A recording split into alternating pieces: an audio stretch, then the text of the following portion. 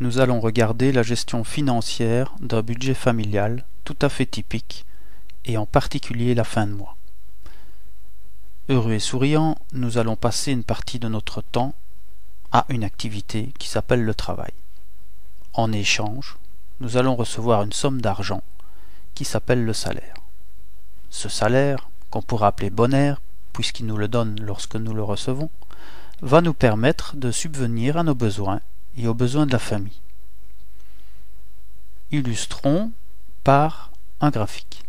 Traçons deux axes. L'axe du bas va représenter les jours du mois et l'axe vertical va représenter la somme d'argent qui se trouve dans notre portefeuille via un compte en banque. Nous recevons le salaire au début du mois qui nous donne le bonaire. Ensuite, nous allons échanger cet argent contre des biens et services au fur et à mesure du mois pour subvenir en principe d'abord aux besoins vitaux, manger, se vêtir, dormir, se déplacer, se chauffer, et ensuite d'autres besoins. Tout va très bien, le mois se déroule bien, et à la fin du mois, il reste une certaine somme. Ce qui veut dire ici que nous avons une bonne gestion du portefeuille familial au niveau finance. Seulement, il arrive que certaines factures viennent nous surprendre en fin de mois, et à ce moment-là, le montant qu'on nous demande de payer ne peut pas être fait avec la somme d'argent qui restait sur le compte en banque. Nous allons arriver à une situation négative qui va malheureusement nous faire perdre le sourire.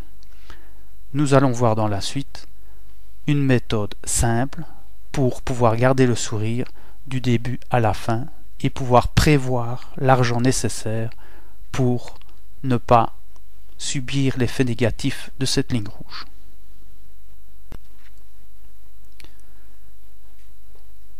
La première chose à faire va être d'établir une liste des frais fixes, ce qu'on va appeler les frais logistiques. Ces frais reviennent en principe plus ou moins tous les mois, ou nous pourrons les faire revenir d'une certaine manière tous les mois, pour mieux les gérer. Pour établir cette liste, nous allons utiliser ces fameuses factures qui nous embêtent et qui arrivent en fin de mois pour retrouver les montants qui viennent systématiquement de manière automatique. Ces frais fixes, c'est un choix personnel et on considère que pour pouvoir choisir, il faut considérer que si on ne paye pas ce genre de facture, on a des gros ennuis. Alors établissons ce qui est nécessaire et dont on ne peut pas se passer. On va considérer qu'on doit habiter quelque part, dans une maison, dans un appartement. Ça va coûter de l'argent. Il va y avoir un loyer, un remboursement de maison, il y a des choses inhérentes à ça qui doivent être payées tous les mois. Nous avons besoin pour cette logistique d'électricité, d'eau, de chauffage. Encore une fois, ça va être des sous tous les mois. Nous avons une famille, des enfants qui vont à l'école, qui font des études. Ça va coûter aussi. Nous avons besoin de nous déplacer. Ça peut être une voiture, ça peut être un vélo, ça peut être des trains, ça peut être tout ce qu'on veut, mais il y a une nécessité de déplacement qui occasionne des coûts. Donc, de toutes ces factures, on va retirer et choisir et décider, voilà, ça, tous les mois, il faut que je puisse payer ça, ou si on prend une assurance de voiture, au bout d'un an, il faut que je puisse payer ça. À tout ça, il ne faut pas oublier que va venir s'ajouter tout ce qui est taxes, assurance. Et nous allons alors, après avoir fait ce choix, établir un tableau qui va nous permettre d'établir une somme par mois. Maintenant, voyons en détail la liste des frais fixes que nous avons retenus. Il est très important de bien avoir en tête que c'est un choix. On choisit de se dire, voilà, tout ça, ce sont des frais fixes, les frais logistiques, pour lesquels je veux avoir la quiétude d'esprit de pouvoir payer ça en fin de mois ou au moment de l'échéance de la facture. Il y a seulement un truc qui va nous aider. C'est que tous ces frais vont être ramenés au mois. Prenons un exemple. Le premier, c'est facile, la maison. On a un loyer, dans ce cas-ci, tous les chiffres sont fictifs, de 450 €. C'est par mois, j'aurai donc par mois 450 €. Par contre, si je prends les déchets, la taxe sur les déchets, ce sera 105 € par an. Donc j'ai 12 mois. Ce qui va faire que la somme par mois à payer sera de 9 €. On utilise ici un tableur qui soit calque d'OpenOffice, Excel, tout ce qu'on veut, ou même un papier. De toute façon, ça fonctionne aussi. Nous allons ramener tous les frais logistiques au mois.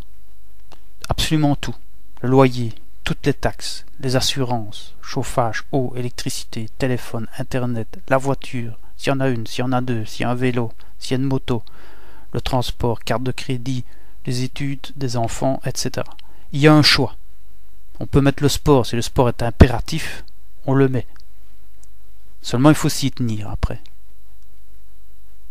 Tous les frais sont ramenés par mois et on a une somme. Cette somme, c'est la somme des frais fixes que nous devons absolument conserver en début de mois. C'est ça le truc.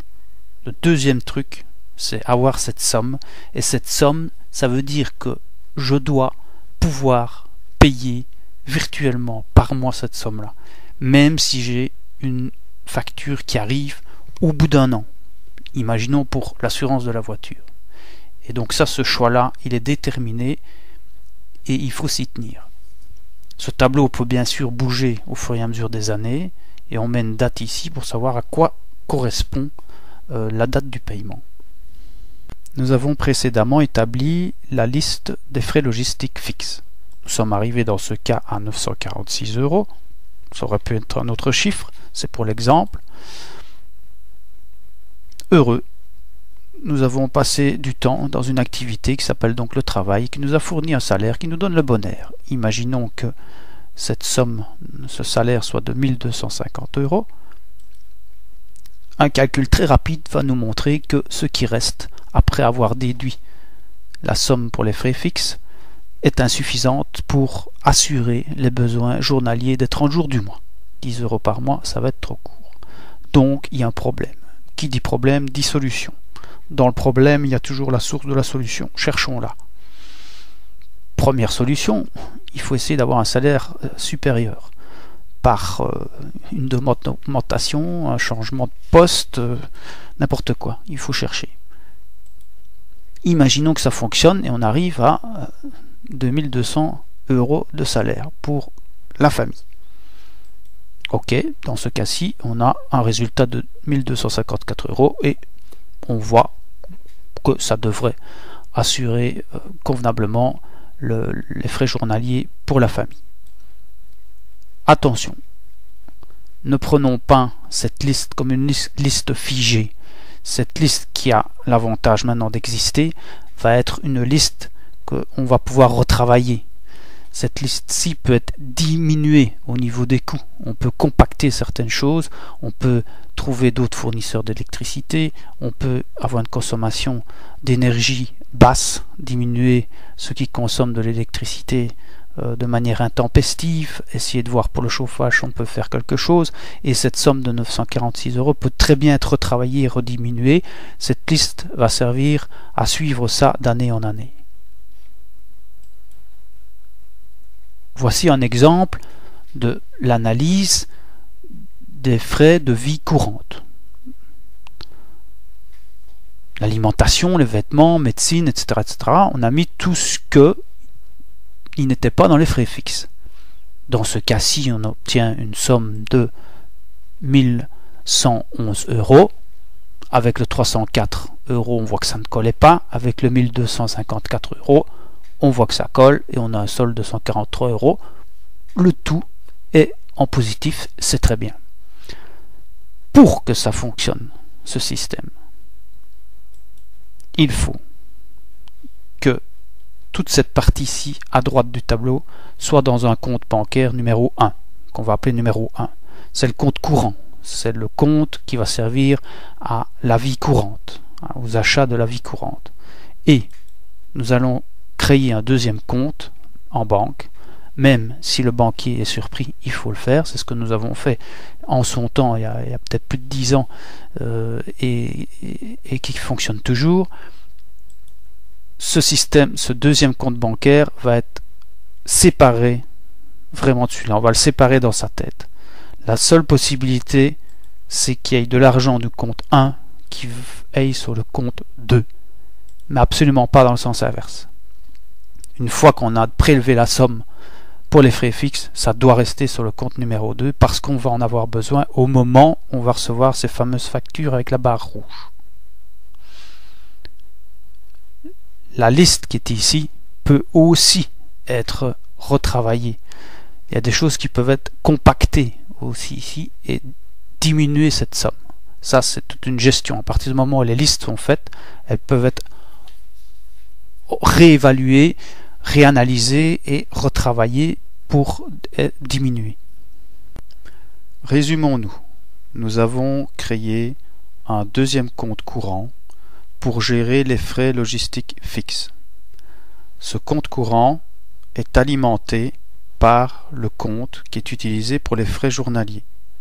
La somme venant sur ce compte doit rester sur ce compte et ne peut en aucun cas revenir sur le compte d'origine. Il va servir à payer les factures qui arriveront en fin de mois. Il ne faut pas hésiter à reprendre les deux listes des frais fixes et frais courants, pour les analyser et les compacter. Ce système a été créé et mis en place il y a plus d'une dizaine d'années pour vraiment apporter la quiétude dans la famille. Ce système a été éprouvé et a traversé de multiples situations. Il est juste nécessaire de s'y tenir. Pour que le système soit encore plus automatique, on peut créer une épargne automatique pour le versement sur le compte de la gestion des frais fixes et on peut utiliser la domiciliation pour le paiement des frais fixes. À ce moment-là, on a vraiment un système tout à fait automatisé. Il reste un point, le démarrage du système. Puisque nous démarrons en plein milieu de l'année, il faut l'amorcer. Il faut sortir cette somme une première fois. Et puis les mois suivants aussi. Il ne faut pas hésiter à profiter d'une situation où on reçoit de l'argent comme une prime de fin d'année ou un pécule de vacances pour amorcer le système. Ça en vaut vraiment le coup pour la quiétude que ça va apporter. Maintenant, il n'y a plus qu'à le mettre en route. Nous vous souhaitons une gestion souriante du budget familial.